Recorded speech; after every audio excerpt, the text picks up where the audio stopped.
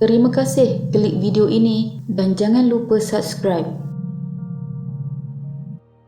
Pada 6 Jun 2023, kira-kira jam 8 malam, seorang warden asrama di sebuah sekolah menengah kebangsaan SMK di Pitas telah didatangi 3 orang pelajar lelaki datang mengadu kepadanya bahawa mereka mengalami sakit perut dan badan berasa tidak sihat. Warden asrama tersebut kemudian membawa mereka ke klinik komuniti Pinggan-Pinggan untuk pemeriksaan dan rawatan. Selepas mendapatkan rawatan, kesemua mereka dibenarkan pulang dan diminta datang semula ke klinik sekiranya gejala yang mereka alami menjadi semakin teruk. Pada waktu itu, pihak sekolah hanya menyangkakan pelajar-pelajar tersebut mengalami gejala yang ringan sahaja akibat tersalah makan sesuatu. Namun pada 8 Jun, gejala yang pelajar-pelajar itu alami menjadi semakin teruk. Kira-kira jam 6.30 pagi, kes pertama dibawa ke unit kecemasan Hospital Pitas membabitkan 2 pelajar yang mengalami kekejangan otot, tercungap-cungap dan bacaan GCS iaitu bacaan tindak balas mata, percakapan dan pergerakan menjadi sangat lemah. Melihatkan keadaan mereka yang ketika itu sangat kritikal, mereka dirawat melalui intubasi. Pada hari tersebut, beberapa pelajar turut mengadu mengalami gejala yang sama seperti yang dialami oleh 3 pelajar pada 6 Jun. Lalu, apa sebenarnya yang telah berlaku kepada mereka? Ini adalah kisahnya.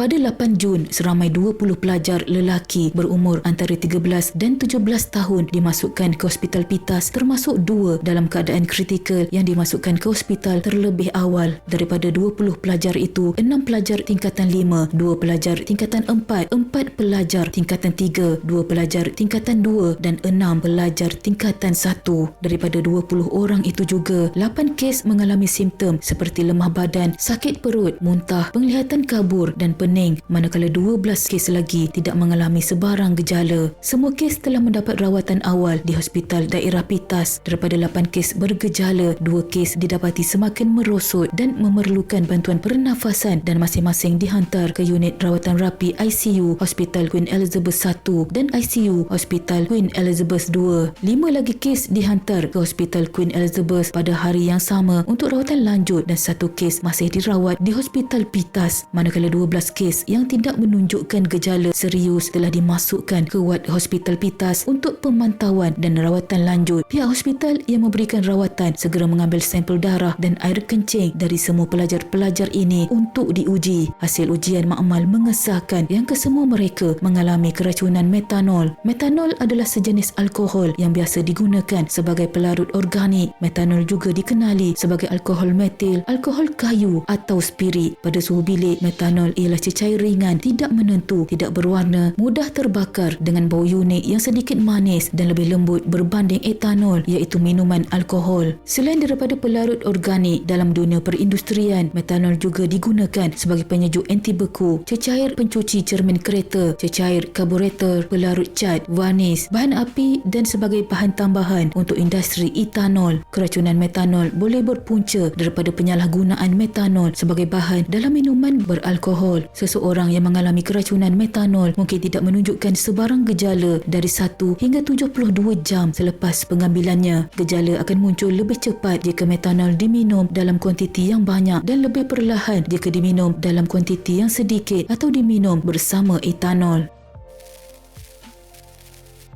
Hasil ujian tersebut mengejutkan banyak pihak dan siasatan terperinci mula dijalankan dan laporan kepada pihak polis telah dibuat berkenaan insiden tersebut. Siasatan terhadap pelajar-pelajar tersebut mula mendedahkan apa sebenarnya yang telah berlaku. Kes itu diklasifikasikan sebagai keracunan hidrokarbon iaitu spirit kerana ia berasaskan petroleum selepas dapat mengesan botol spirit yang diberikan mangsa. Kejadian berpunca akibat meminum campuran air berkarbonat dan spirit. Cecair spirit adalah cairan yang mengandungi alkohol yang mudah menyejat atau terbakar bermetil campuran etanol dan metanol dengan sedikit bahan lain iaitu digunakan sebagai bahan api dan pelarut. Orang yang sudah ketagihan minuman keras dan tidak mampu untuk membelinya cenderung membuat atau membeli minuman keras yang tidak sah iaitu minuman keras yang dicampur dengan metanol iaitu spirit. Hasil temu bual dengan saksi dalam kalangan pelajar yang dirawat di hospital itu menyatakan seorang daripada pelajar itu telah membeli sebotol minuman berkarbonat dan 2 botol spirit dari sebuah kedai berhampiran sekolah itu pada 6 Jun kira-kira jam 1 tengah hari dengan tujuan untuk mencampurkan kedua-duanya bagi mendapatkan kesan sama seperti alkohol. Pada pukul 2 petang, 2 daripada pelajar itu telah mencampurkan cecair spirit dengan minuman berkarbonat dan minum beramai-ramai di bilik asrama. Mereka mendapat idea untuk membancuh minuman itu daripada salah seorang daripada mereka. Sejurus selepas meminum bancuhan itu, 3 pelajar mengalami sakit perut dan mengadu tidak sihat kepada warden asrama.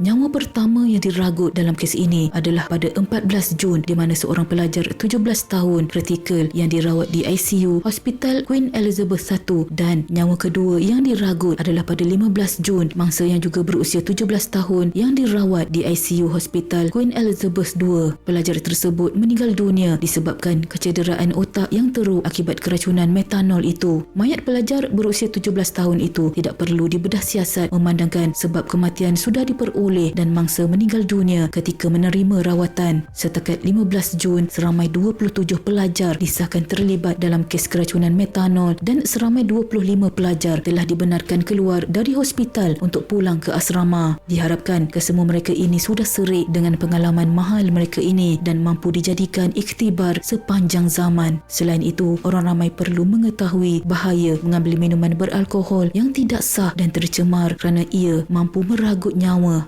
Sekian.